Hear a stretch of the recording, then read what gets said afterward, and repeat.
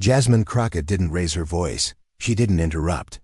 Yet in less than 5 minutes, she left Governor Kristi Noem, speechless, exposed, and struggling to defend her own actions. There are moments when the atmosphere in a room seems suspended, when everyone presents something significant is about to unfold. That was the mood inside the Dirksen Senate office building last Wednesday morning. Reporters, aides, lawmakers, and cameras filled the space, yet there was a stillness. The noise outside the chamber faded the moment Jasmine Crockett entered. Her name had been circulating through D.C. all week, not because of controversy, but because of something less common: anticipation. She walked in without theatrics, no entourage, no dramatic entrance, just a quiet, purposeful stride toward her seat. A few folders in hand, and a focus that couldn't be feigned. People leaned in as she adjusted the microphone, opened her binder, and calmly met eyes with Governor Noem across the table. This wouldn't be a routine hearing. Governor Noem sat upright, her smile tight. She had been through plenty of hearings before and believed she was prepared. Her team had spent hours reviewing talking points, memorized phrases, and a media coach waited outside. But the real challenge wouldn't come from the press. It would come from Crockett. Noem's opening remarks were brief. She touched on state sovereignty, leadership during complex times, and the value of honest conversations. Crockett didn't flinch or blink. She listened completely, letting the rope play out before pulling it taut. Once Noem concluded, the chair handed the floor to Crockett. The energy shifted immediately. Crockett began without theatrics. Her tone was calm, measured, and professional. "Governor Noem," she said, "you've spoken today about transparency and integrity. I'd like to ask about several instances where those values appear to be in question." Noem let out a polite laugh, perhaps trying to soften the moment. "I'm happy to clarify anything that's unclear," she replied. That was her first misstep. Crockett's expression remained neutral as she turned a page in her binder. "Let's start with your recent trip to the UAE. Your office claimed it was private, yet according to the itinerary you later shared with donors, it included meetings with foreign investors and government officials. Do you still consider that a private trip?" Pen stopped mid-sentence in the press gallery. Noem shifted.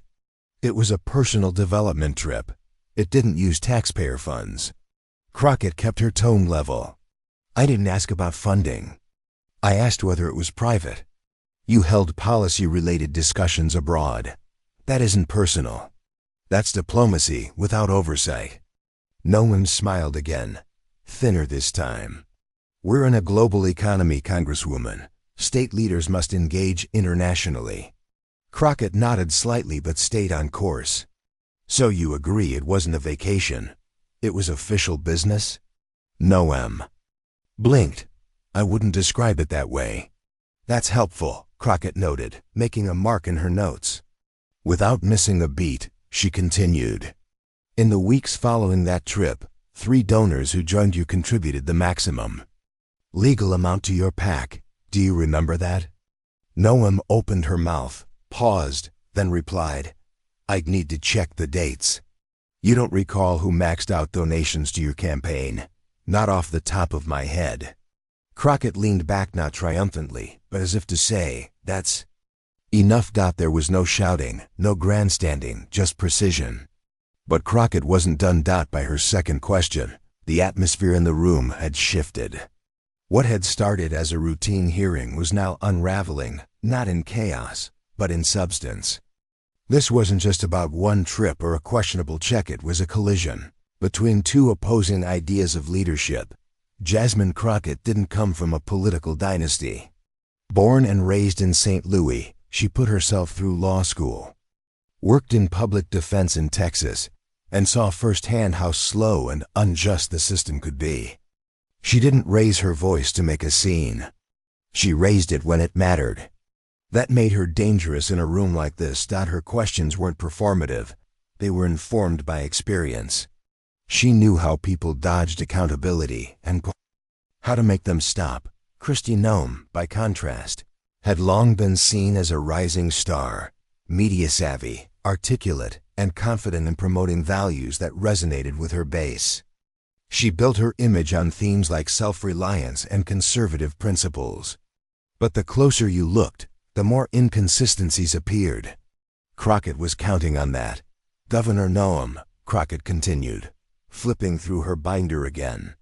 You've spoken often about family values and integrity in public service. Can you explain why a political consulting firm linked to your campaign received nearly $600,000 in the last fiscal year, despite no visible campaign activity? Noem frowned not out of anger, but as if trying to catch up. The firm provides a range of services not all directly tied to campaign work. So these payments were for non-campaign services? Yes, communications, messaging. Brother. Strategic consulting, Crockett noted, tapping her pen. Services that ultimately benefit you politically. That's one interpretation. Crockett gave a small smile, more analytical than pleased. I'm asking for yours, Governor. There was a pause. Cameras caught Noem exhaling. This wasn't political theater. This was accountability. Their contrast couldn't be more stark. Crockett's composed, grounded approach didn't seek attention, it commanded it. Meanwhile, Noem's smile tightened. Her answers grew vaguer. It wasn't that she lacked talking points. It was that they weren't working anymore. Outside the room, social media buzzed. Clips were posted within minutes. One tweet read, Jasmine Crockett is teaching a masterclass in exposing spin-live. Inside, Crockett continued, Governor, you've criticized the Department of Education for federal overreach. Yet your state received a $12 million grant for school safety last year.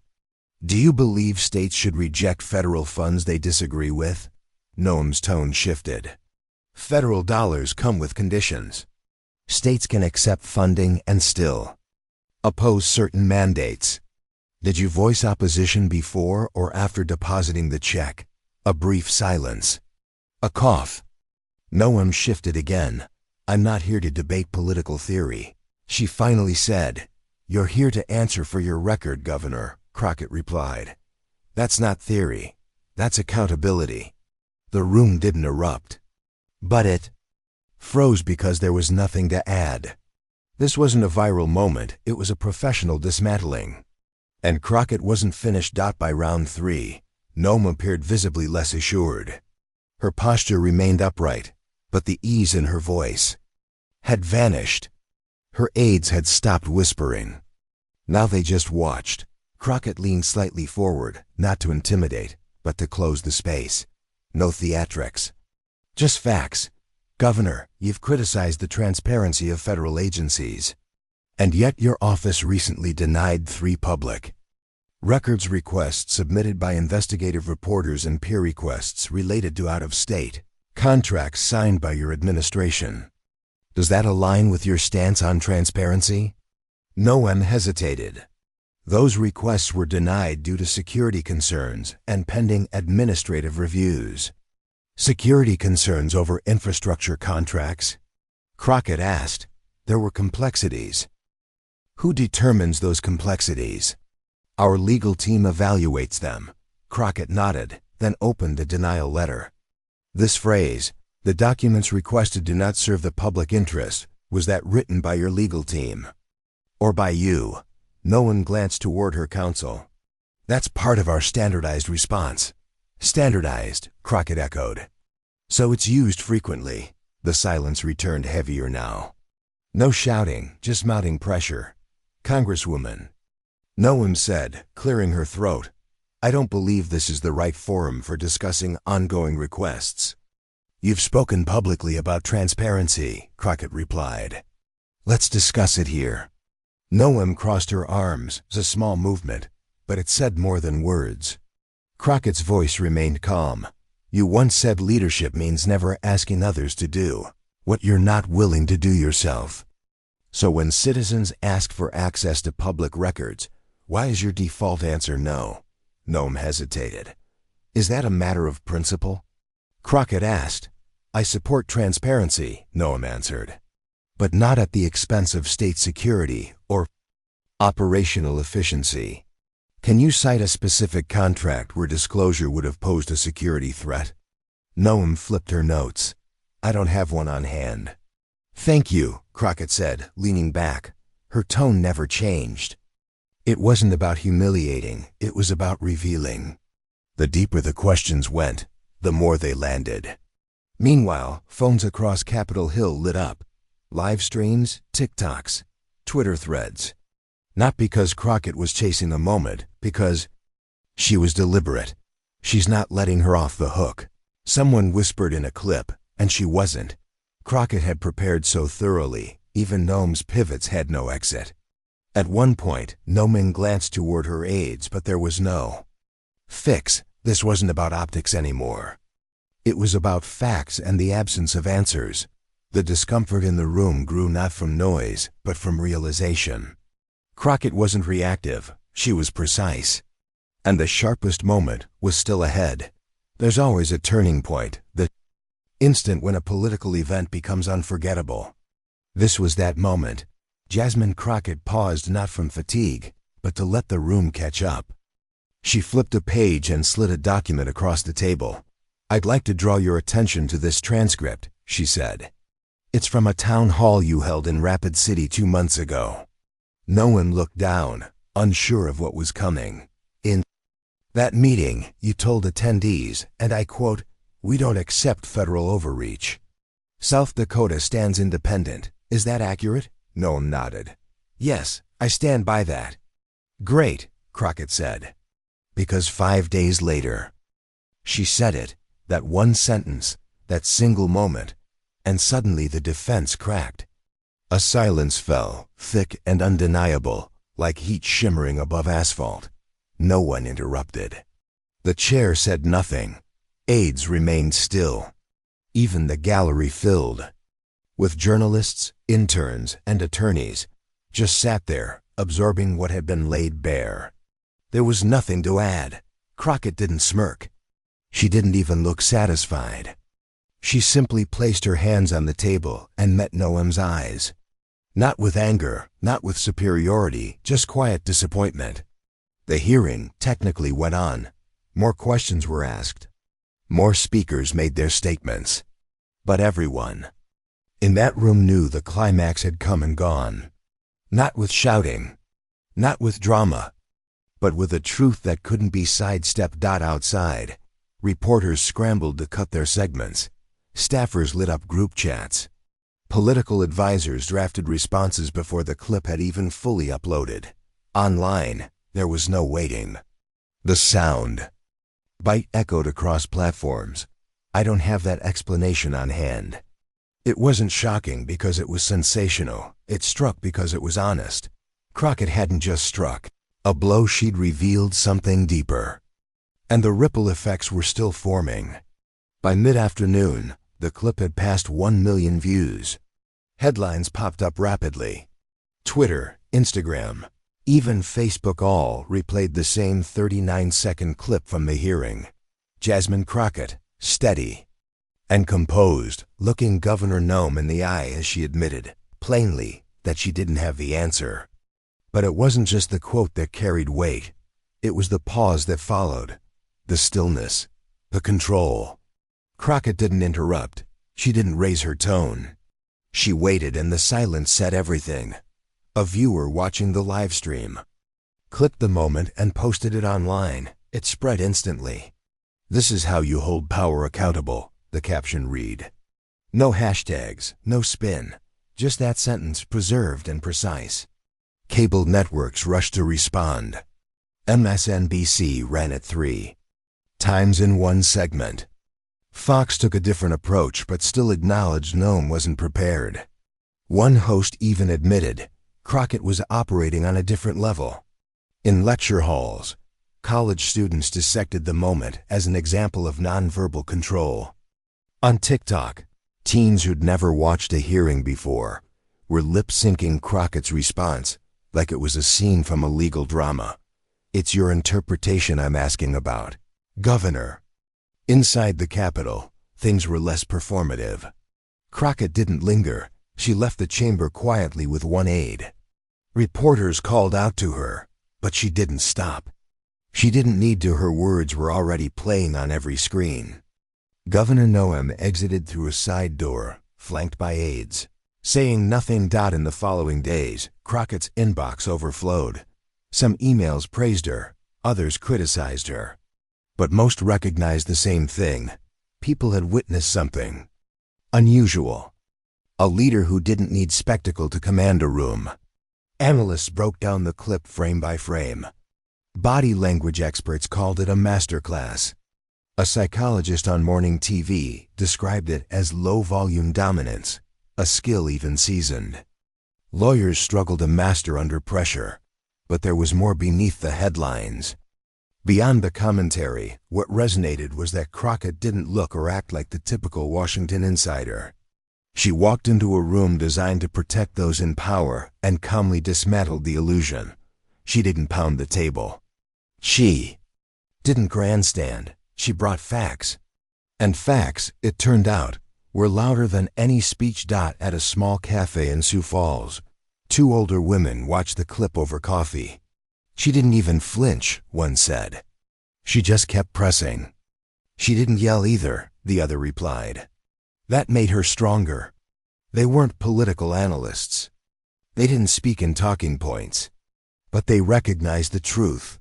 Someone had come prepared and made others uncomfortable by doing the job right. Just a week before, they wouldn't have recognized Crockett's name. Now they were telling friends about her. Back in Washington, Governor Noem's communications team tried to reshape the story. Drafts were written, talking points rehearsed, but the damage was done. The moment was etched into the record and could be replayed in seconds. Crockett didn't seek the spotlight. She returned to work. Her calendar didn't change. She still had meetings, constituents to call, and bills to read. But behind the scenes, her phone buzzed nonstop. Colleagues, some allies, some skeptics reached out. That was something. Read one text. Never seen Noem caught off like that. Even those who disagreed with her politics acknowledged it. Crockett wasn't there to provoke. She was there to ask questions. And when the answers didn't hold, she let the silence do the rest. But what followed wasn't about virality. It was about whether accountability would follow. By Thursday, the narrative had shifted. The headlines had moved from Clash on the Hill and Crockett grills Noem to deeper concerns. People started asking about the contracts, the numbers, the mismatched data. Exactly what Crockett had hoped for. In the Capitol, lawmakers stopped her in the hallway. Some offered quiet praise. Others gave her a nod of acknowledgement, the kind you reserve for someone who just changed the tone of the room without raising their voice. She didn't celebrate. She didn't need to. Her message remained consistent. It's not about volume. It's about doing the work. She had read every document, verified every quote, analyzed every budget item. Yes, her team supported her. But that line of questioning was hers. Because this wasn't about calling someone out. It was about showing what real preparation looks like. At a private subcommittee lunch the next day, a senator leaned over to her and said, "You're making people nervous." Crockett didn't flinch. Maybe they should be. Meanwhile, Noem stayed silent. Her usual morning media appearances were canceled. Her press secretary issued a vague statement promising clarification soon, but offered no specifics. No corrections, no answers. And that silence only made things worse. In South Dakota, local reporters picked up the thread Crockett had exposed. One investigative piece uncovered that the Prairie Vista contract had been awarded to an LLC formed just weeks earlier. No office, no website. Nothing to suggest it was a functioning business. The article didn't mention Crockett by name. It didn't need to. She had started the inquiry. The rest was unfolding on its own. In D.C., she returned to committee work. Like it was any other week, no social media blitz.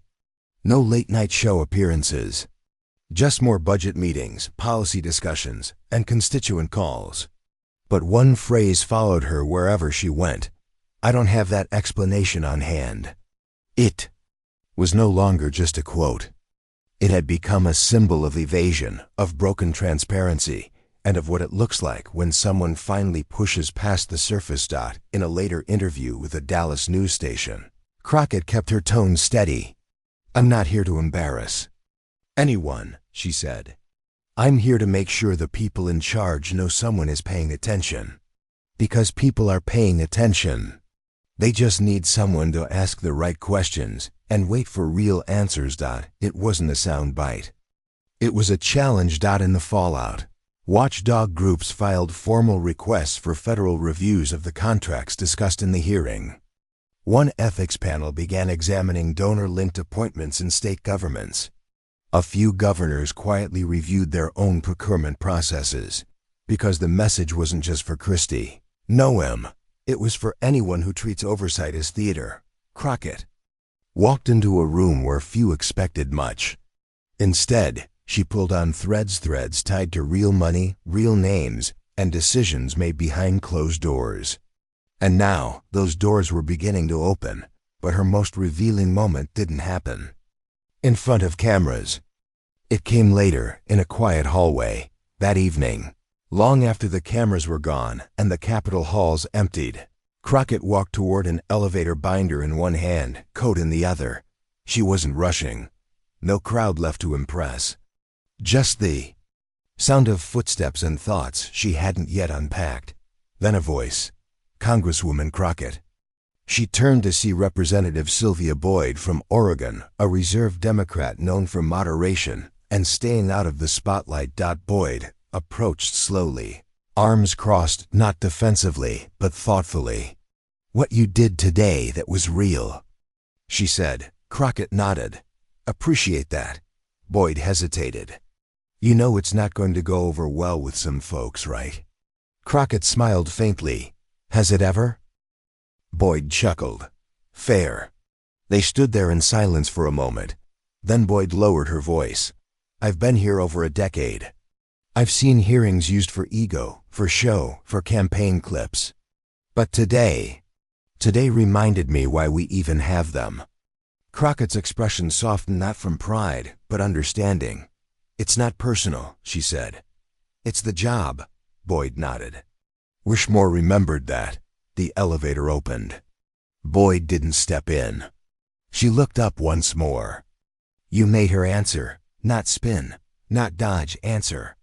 Or not, Crockett replied as she stepped inside. Either way, Boyd said. People saw it.